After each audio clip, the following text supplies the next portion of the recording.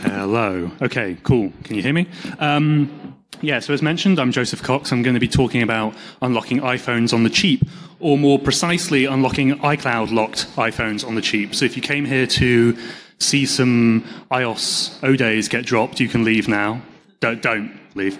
But more specifically, this is about when people steal iPhones, they can't just use them because of various features I'll go into. The phone cannot be factory reset until someone has the iCloud password. So if you rob someone, you probably don't have their password because they're probably a random person.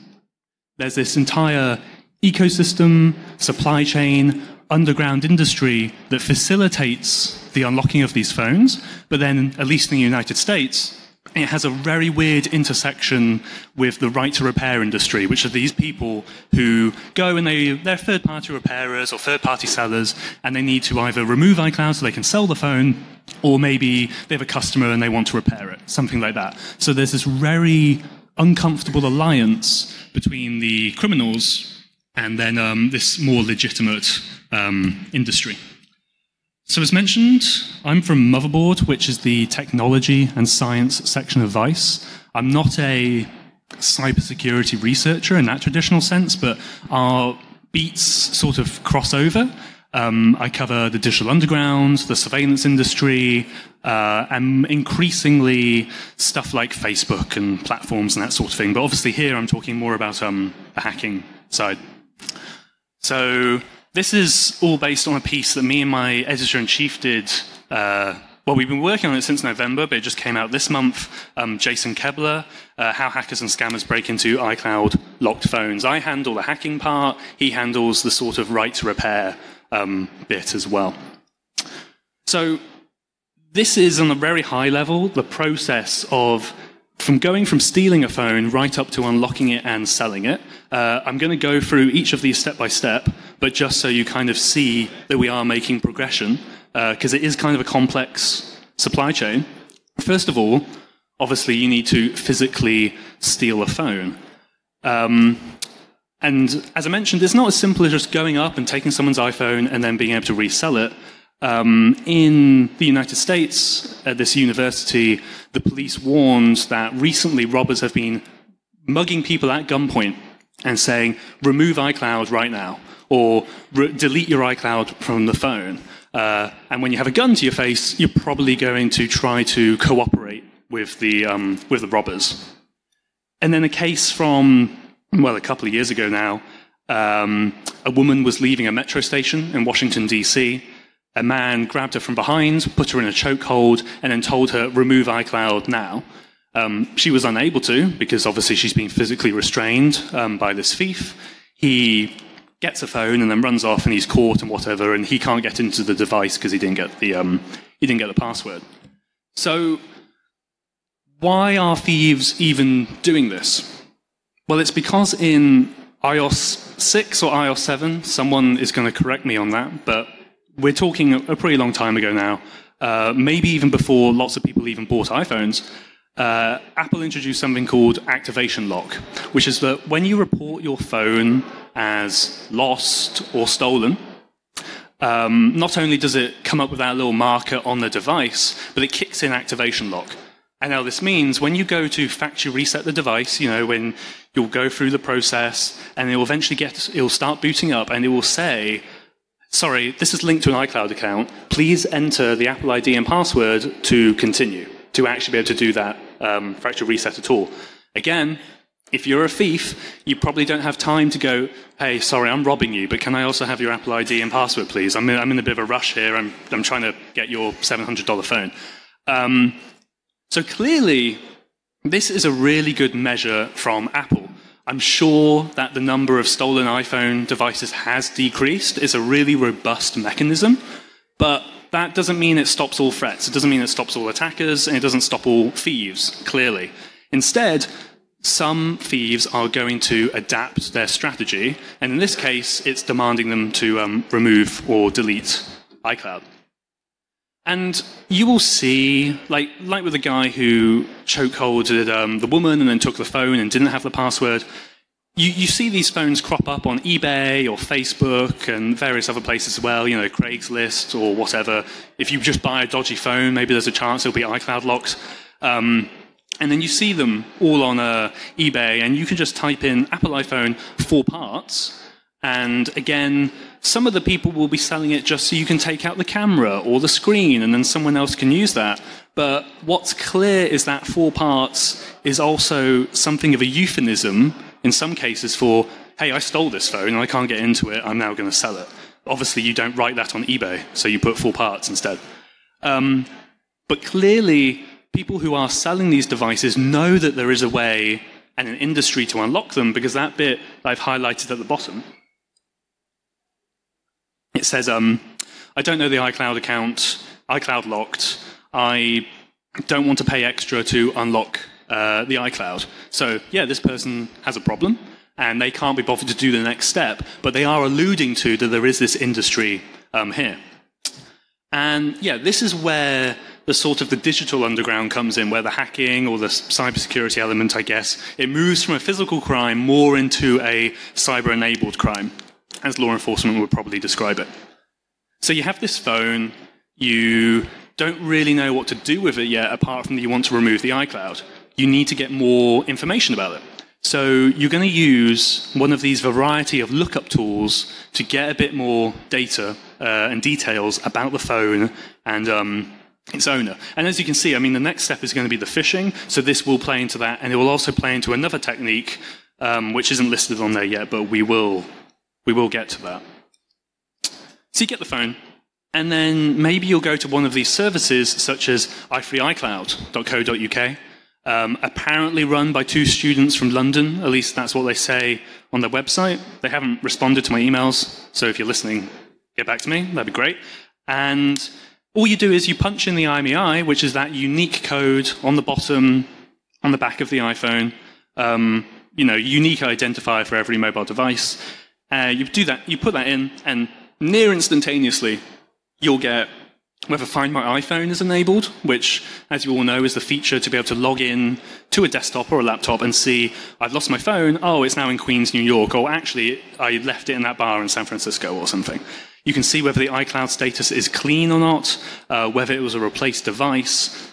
But then you get to much more interesting stuff for a hacker or a phisher, stuff like the carrier. So in this case, it was Sprint. The purchase country, and very crucially, the estimated purchase date. And it'll be clear why that is a lot more important later. We tested this with one of our own phones. Obviously, I'm not going to show you the serial number. That is one of our editor's phones. We just wanted to see if the service works, and it does return correct and valid information. As you can see, I mean, the one on the left has a lot more, the one on the right has less, because you then you have to pay, I don't know, $1 for some reports, 50 cents for others, and to be honest, I'm a cheapskate, so I didn't want to bother paying these criminals to look up this phone, but we verified it works. And then this is going to be a constant theme throughout this industry, is that there's automation and lowering the barrier of entry for hackers and for criminals. You have to remember, we're dealing with an industry that caters to common thieves, people who steal phones. We're not talking about APT-29. We're talking about someone who stole a phone outside a tube station. So clearly the technical capability is going to be somewhat lower than the vast majority of adversaries. With that in mind, you can go onto Telegram, the messaging platform that has a bot feature. You'll come to this bot and you'll give it an IMEI number, and it will say, hey, what do you want to know? Do you want to know whether it was whether the iCloud lock is enabled, activation lock, sorry, whether Find My Phone is enabled, anything like that. And as you can see, it will just return that information as well. And that just streamlines the whole process. It just makes it so much easier, not only for someone who's not the most technically minded, but also someone who may be in a rush or maybe has dozens, if not hundreds of phones to process at once. These lookup tools, it can be hard to see where exactly they're getting the data from, because of course their back end is not exactly transparent and they don't really want to answer questions about it.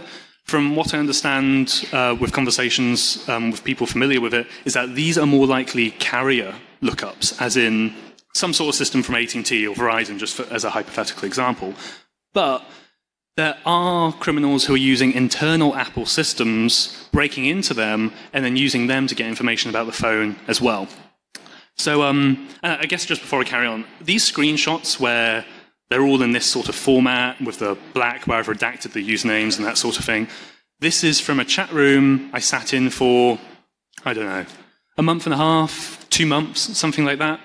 And then it's just hackers who are telling each other, oh, this is how you unlock a device from India. This is how you unlock a device from the UK. Has anyone got any advice for XYZ? So at the top, apologies, the text is a little bit small, actually. But someone say, hey, I'm having an issue with this. And someone suggests, try checking GSX. So you can then find the last carrier that was on this phone.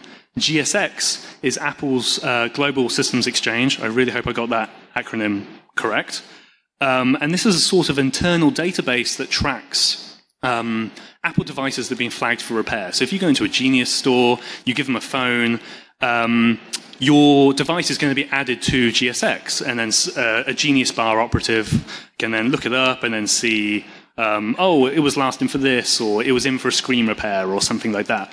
But information in that can also be helpful to these phishers who may want the time it was purchased, for example. And they are actively exploiting GSX. I mean, this is certainly not new. It's just, well, I mean, it's been going for at least 5 years. It's not really reported that much. Here is someone selling a list of emails that they believe are linked to GSX accounts. So it's not, here are 7 GSX accounts. It's, here are 7 emails that we know have an account. You then do with them what you want, and I have no legal culpability for what you do after that, which is of course trying to phish them and trying to get access to the GSX account itself. This is a post from a third-party Apple repair person, I think, just on an Apple forum, and they're complaining that it seems a database of GSX users has been compromised. I haven't verified that. This is just their claim, because them and others are getting a flood of phishing emails asking for their GSX credentials. So clearly someone is pretty damn interested in getting into these accounts. And even though I can't say the only reason people are breaking into GSX is to do this iCloud unlocking, certainly a portion of those people are doing that. And we did also see people just straight up selling GSX accounts on Twitter and via email and various other places as well. And this is the information you can get from GSX. I mean, you can already see it's a lot more detailed than the stuff I showed you earlier that's from the carrier, albeit it's different information, and it's not all going to be relevant. But this is the Telegram bot I was mentioning, and there's $1.10 for a full GSX report. It takes 0 to 5 hours. There are other reports that take 3 to 5 days, perhaps because they need to go in person to the Apple store. We're not actually sure about that bit. But then you look on the right, and there's all of this sort of sensitive information, the MAC address of the Wi-Fi, the date of the first activation, serial number, and various other things. That again, these guys aren't trying to repair iPhones, but some of that information may actually be useful to them when they go on to the next stage, which is, of course, phishing the victim's iCloud details. Again, we have the phone, we've stolen it. We're now looking up devices, information about the device, and now we're getting a better idea of who to target to steal this iCloud password. And I guess I should say that it's not always clear if it's the person who, the same person who stole the phone outside the tube station is the same person doing the hacking. If anything, it appears they're different people. It seems that someone will steal the phone, maybe they'll give it to their hacker mate, or they'll sell it on eBay as an iCloud locked device, and then the hacker then takes over in the supply chain of getting into this phone. So when you're phishing for clouds, the first thing you want to do, that's a really dumb joke, I'm sorry, but the first thing you want to do is that you check the stolen iPhone screen for more information. Because obviously, if your phone's been stolen, you can push a message to the screen saying, hey, I left my phone in the bar. If you find it, please call this number, in the hope that somebody's going to pick it up and then send it to you. So you get that, and from that, you're probably going to get a good idea of where the victim is located. I mean, simply just based on the phone number, right? It's going to have a New York area code, or it's going to have a certain country code, whatever it may be. And I mean, just thinking about that, in this hacker chat room, I saw devices from everywhere. Saw devices from India, from New York, elsewhere in the States, United Kingdom. Is it the Jets again? Jesus. And then Philippines, Southeast Asia, everywhere. And the attackers themselves also seem to be based globally. We did see some in the Philippines as well, Eastern Europe, and this is just based on details that they were exposing in the chat room, as well as the time zones that they were posting in, and that sort of thing. But anyway, you have the device, and you figured out where this person probably is, and then you want to pick a tool from your iCloud phishing kit, which we'll go into shortly, and it's probably going to be SMS because, as I said, you look at the phone, the person's phone number. That is a way to get into their account. You could also send an email, and as I'll show you shortly, the phishing kits also sometimes include fake maps. So, oh, your iPhone was found in New York. You then place a convincing-looking map that will obviously entice the target to click the map. It will then go to a phishing page, and they will enter their details. I mean, this is not new, but the point I'm trying to make is that while you may have a phishing kit that is geared for banking or one that's geared for Facebook, you also have ones that are very customly tailored for iCloud phishing as well. And then you phish their credentials, obviously. And just to give an idea of like what this actually looks like, in the hacker chat room, at least every hour, the activity in there is pretty constant because these attackers are spread all over the world. People are constantly sharing images of devices that they've either stolen or have got into their hands, and a lot of them are asking, hey, what country is this from? Seemingly they can't Google the country code. Again, these aren't the world's most sophisticated hackers. But then, just to give you an idea, there is a constant stream of these all coming in, and some of them are clearly stolen. I mean, that one sort of middle bottom, we saw you stole our things, come back or we'll call the police. The other one is the lost iPhone to the right as well. And as you can see, I mean, they're just absolutely all over the place. And you do occasionally see like an Apple Watch in there as well, but it was mostly iPhones and then iPads as well. And I'm trying to move this up from, we start in Digital Underground and then eventually we'll get to the surface of the right to repair. Sort of in between, these guys aren't exactly hiding. You go on Twitter and you just type in iCloud Unlock or Apple Kit, which is one of the popular phishing kits. You're going to get tweets like this, which are just straight up offering the surface, like, hey, DM me and I'll unlock your iPhone, unlock your iCloud for you. Also on Facebook, also on Instagram, all over the place. And there are dozens and dozens of accounts offering this because typically what the phishers will do is they'll have a kit. You buy access to it for $150, and then they encourage you to promote it almost like as a reseller program. So they almost have their own affiliate program for generating more interest in their phishing kits. And then this is Mustafa Hoffman, who's obviously, he's selling Apple Kit, which is the phishing kit I'm going to focus on in a minute. And you can just see how brazen they are, just tweeting flat out, hey, yeah, you can come buy this. He's seemingly based in Egypt, based on a WhatsApp phone number that he left exposed in a video tutorial of his explaining how the kit worked. So, yeah, it just shows how global these people are. As for the phishing kits themselves, again, it's all streamlined. It's all lower barrier of entry. It's for very common criminals to be able to break into, and there's even an app that will just do the process for you. So this is the app version of ProKit, I believe, and you can see that obviously it's a native app, and you just have all of your different options there, which we'll go into in a second. But it's just trying to make the process as painless as possible. This is what AppleKit looks like before you log in. I mean, it varies from phishing kit to phishing kit, but sometimes you host it on your own infrastructure. You just spin up a server and then put this here. Or if you buy it from the administrator of the phishing kit, maybe they also provide their own infrastructure as well, which again just makes it even easier for these people. Thanks to, and I'll try to get the handle right, @Dave_Daves for providing some of these screenshots.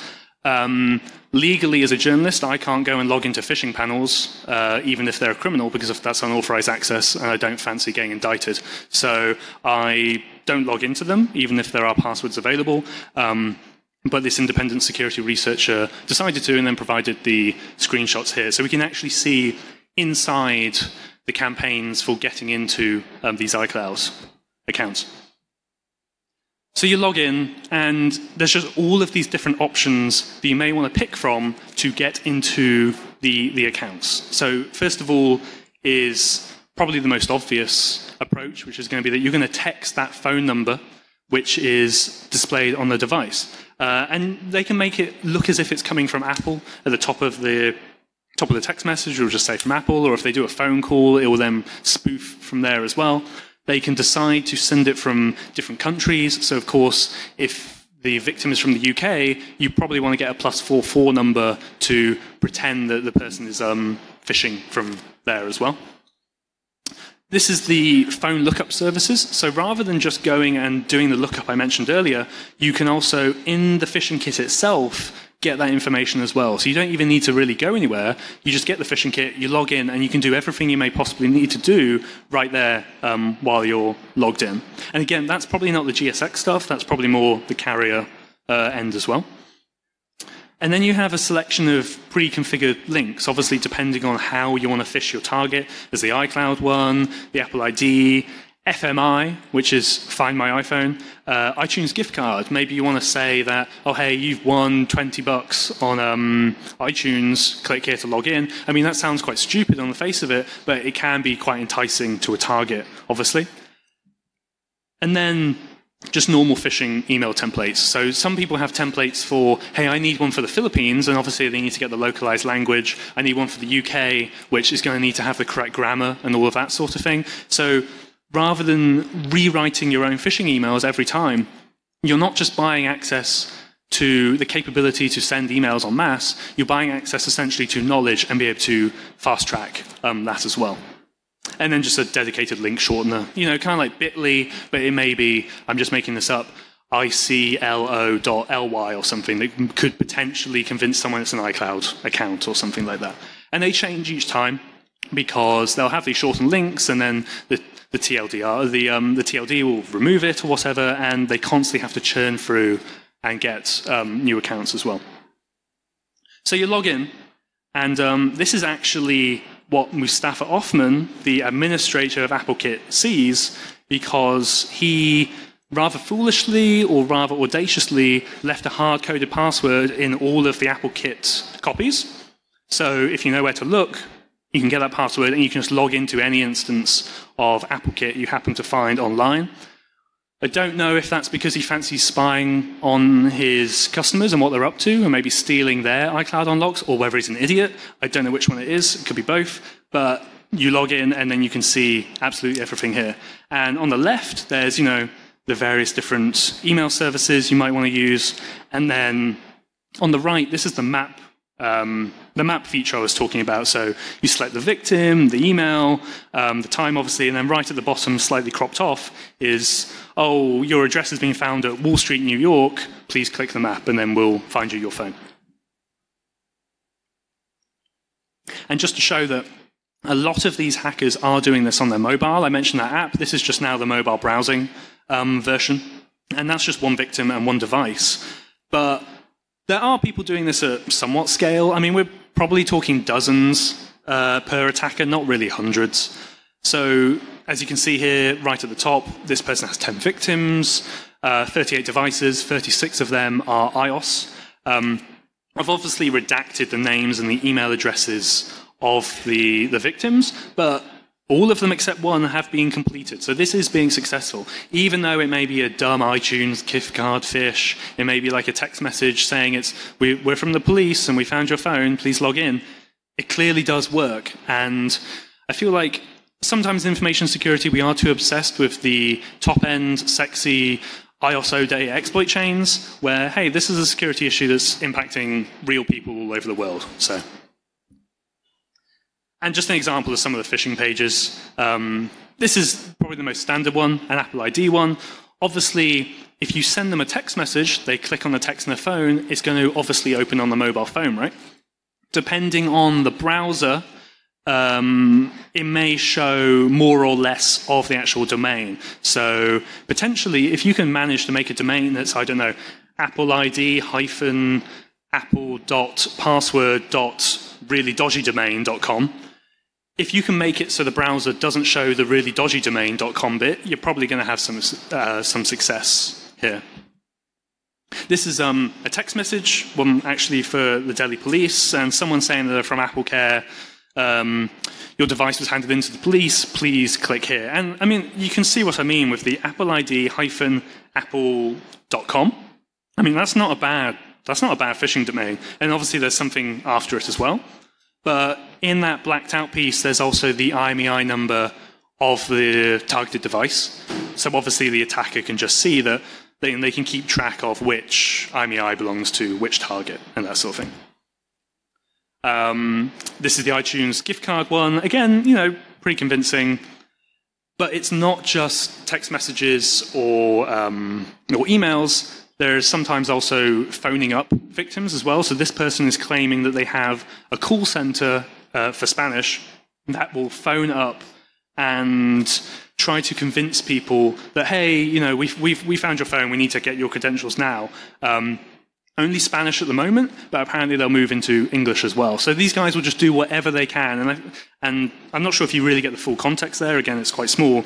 But the point of this was that, oh, the email didn't work, the text didn't work, now let's try ringing them. Because if these guys have a locked phone, they really do need to get in that to make any sort of profit, especially if they even bought the locked phone as well. They have to be able to resell it.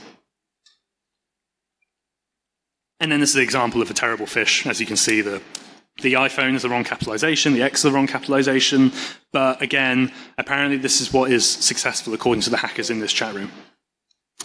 Right, so yeah, we've gone through physically stealing the phone or getting hold of one that's been stolen, using the lookup tools, then you phish the iCloud victims' accounts, you remove iCloud from the device, and you're well on your way to actually making a profit.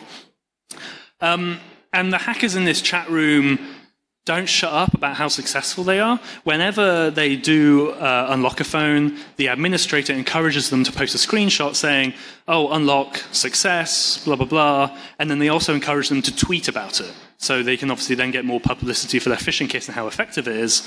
And they also have a real habit of sharing these Apple memes or Telegram stickers in the hacker chat. Obviously, Steve Jobs, thumbs up, good job unlocking that iCloud. And then an Apple OK sign, but seriously, just sitting there for months and just looking at all these, and Ed Sheeran memes as well for some reason. And anyway, so you've done that. Now you're going to resell it on the black market. And I don't know, if you bought a phone for $100, maybe you can then give it to a shop who then can then resell it for at least 500, if not above, depending obviously on the phone and stuff. But bonus, it's not just phishing. There is also a way that scammers will trick Apple into unlocking the devices as well with fake receipts. So put the phishing aside, that's totally done. This is almost an entirely different mechanism now. Hackers in this chat room and then a related one also sell receipt templates for T-Mobile, Verizon, AT&T. You know, it basically says there's sort of a skeleton. You can just put all the sorts of details in, the date, the phone, the IMEI number that you'll have, and crucially, that sort of information that we got from the lookup services, such as that date of purchase. That's why it's so important, because you can then feed it into this fake receipt and trick Apple. And I mean, they're not cheap. It's $150 per invoice, or if you buy two, $125 each. So it's an investment on these hackers' part. And interestingly, it's not just carriers, it's also Apple Store receipts. So they will get the Apple Store template and then use that to trick Apple as well. And then, I mean, clearly they're just going to use Photoshop or some sort of other image manipulation software to then enter in all the details. But the reason they do this is because if you go into an Apple Store and you have a phone that's locked and you have the supporting documentation that you've just fabricated, there is a chance that you can convince someone at the Apple Store to remove iCloud from the device. Of course, they have the technical capability to do this. So this is an internal Apple document we obtained, or a reconstruction of one. We wouldn't publish the original, but all the language is the same. And it's just about an app that Apple employees have inside the store. And if you look at the bottom, it says request unlock managers only. So you go in, you take the invoice, you may speak to a normal Genius staff member at first, and then maybe they'll bring over their manager, and you can convince them that, hey, I forgot the password to this phone, please let me in. This is probably not going to work for stolen iPhones, especially if it's been stolen and then the owner has marked it as lost or stolen or something like that. Because if you would imagine the processes are going to be somewhat different, and that's probably going to raise alarm bells if someone comes in with a blatantly stolen phone. But you don't even have to go into an Apple Store. As mentioned, these guys are all over the world, these scammers and hackers. So you may even have a guy in the Philippines who can just remotely chat with Apple over customer support, email, or whatever, send them the fake invoice, send them the IMEI and the other information, and according to this email that was shared in the hacker chat room, in French, the TLDR is that, hey, thank you for that information. We believe you, and we've now removed iCloud activation lock from that device. And then they're free to do whatever they want with that phone, use it themselves or sell it on or anything. Double bonus. So there is another way that hackers, I don't even know what you would call these guys, like repair scammers, I guess, but beyond the phishing, beyond using the fake receipts, there is this technique which is primarily used in China, where these scammers allegedly physically manipulate the hardware to give a stolen iPhone a clean IMEI number, which sounds like an incredibly laborious, stressful, and technically difficult process. We're still reporting on this, and we probably will do a piece on it in the near future, but our sources in the repair community who work with iPhones every day and take them apart and put them back together, they said, yeah, sure, it's possible. Yes, it happens, but dear God, they would not do it because that sounds like a real pain. But someone's doing it, and as you can see, obviously by the universal devil face emoji, whereas reselling it and phishing it is 1, tricking Apple is 6. This is obviously devil emoji times a million, because that's pretty damn impressive to be able to physically change an IMEI number on a stolen phone. Again, I don't have many more details about that. If you do, feel free to signal me, because we're definitely interested in covering that. So that's kind of all of the criminal bit, the digital underground part. And then this is where it kind of bubbles up beyond social media and actually crosses over into legitimate industry. So in the United States and elsewhere, but we just focus on the US, is that there is a community of people who repair iPhones, resell them legally. This isn't criminal stuff. And maybe they will buy a load of phones from a carrier auction. You know, T-Mobile has a load of phones that are on a shelf in a store or something, and they can't really sell them as new, so they have to just, well, we'll put them in an auction, and then someone will buy, I don't know, 20 or 50 phones at a time.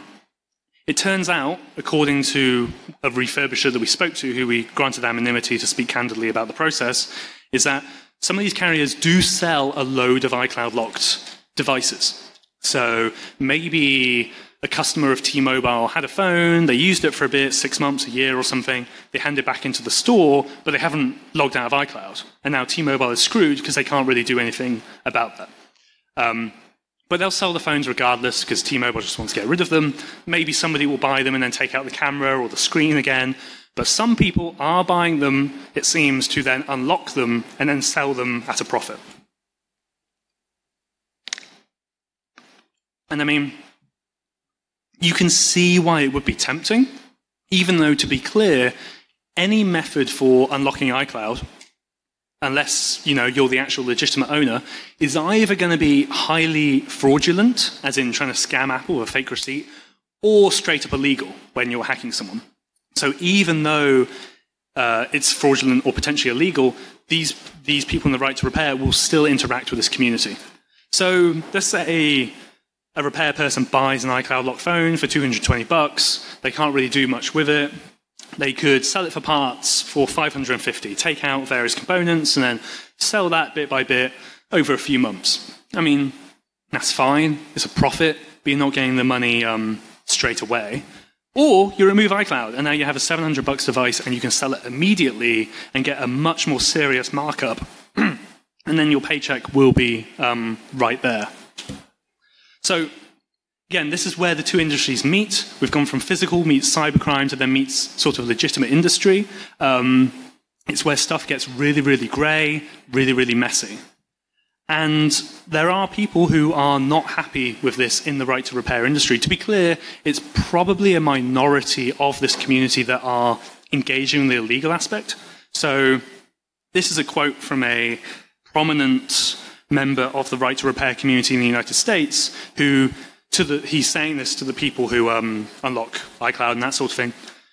You are the reason that the industry is looked at as an ugly stepchild.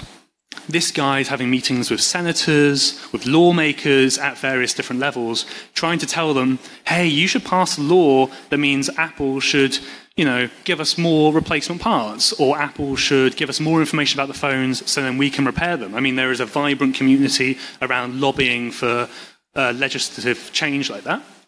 This guy's saying, we can't really do that when I'm having a meeting with a senator, and then these people over here are breaking into accounts. It's delegitimizing the right to repair industry. So much so that in a very popular Facebook group, or at least popular within the right to repair industry, someone, I think an administrator, recently asked, should we just ban iCloud unlocking posts from this group? And the majority said, yes, we don't want this to be part of our community. But clearly, it's still there. It's not going away. Some right to repair people say it's a product of Apple making it harder to remove iCloud. I mean, I don't think you can really blame Apple for trying to take the security of its users seriously, and this is just a side effect, and it's now having an impact upon this industry as well. So that was everything I just wanted to say about unlocking iCloud locked phones. And how those various industries meet. That's my Signal number if you want to send me IOSO days. That's my email address and Twitter as well. And if you have any more details about this, obviously feel free to contact me or anything else around Apple exploitation. Thank you so much.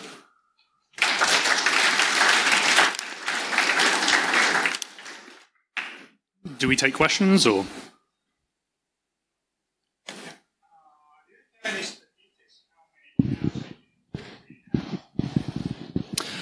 I don't. Yeah. Yeah, I got the question already. I'll just answer it. Yeah, so I don't have any data on how much 2FA there is used on iCloud accounts. Apple wasn't super chatty when it came to sharing that sort of data. But I imagine it would not be the majority. And I suppose, just to bounce off that, 2FA would wipe this out entirely. Like, these hackers don't have the capability to phish for 2FA tokens as well. Saying that, I mean, we all see automated at scale 2FA token phishing kits now. They are around, whether it's for a Google Authenticator app to get that token or the SMS token. I just haven't seen them incorporated into the iCloud phishing kits, probably because they don't need to kind of get around to answering your question. I don't think they need to get around 2FA because it's probably not there.